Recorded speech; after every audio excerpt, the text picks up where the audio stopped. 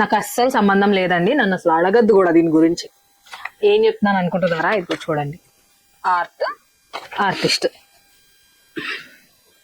ఎంత బుద్ధి బుద్ధిరాలకు నేనే ఏదన్నా అంటున్నారా చూసారా? ఇదిగోండి, మీలో చాలా మందికి ఇలాంటి పేపర్స్ వచ్చి ఉంటాయి. ఇదిగోండి మొత్తం అంతా ఇట్లా, I hope it is visible. ఇట్లా చక్కగా అందంగా చూసారా ఎంత బాగా రాసిందో.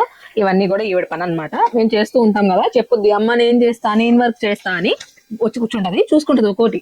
మళ్ళీ నేను ఎండిఎఫ్ అనగానే ఇక్కడ ఎండిఎఫ్ ఎక్కడుందో ఎత్తుక్కుని దానికే టిక్ చేస్తుంది, మళ్ళీ వేరే వాటికి చేయదు. చక్కగా టిక్ చేసి సర్కిల్ చేసి అమ్మ ఇది అయిపోయింది, రౌండ్ చేసేసాను, ఐటమ్ వెళ్ళిపోయిందా లేదా మళ్ళీ అమ్మ రుజు వేసుకోవాలి, మళ్ళీ ఐటమ్ నిజంగా ఇట్లా చూసుకుంటది. ఓకే అదే వేసారా, వేరేది వేసారా అది కూడా.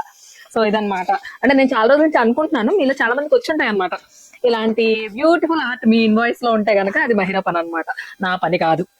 నువ్వేనా చేసింది ఇది? ఎందుకు చేసావు ఇట్లా? ఇట్లా రాస్తే బాగుంది అంటే ఇట్లా రాసా నేను అందుకే.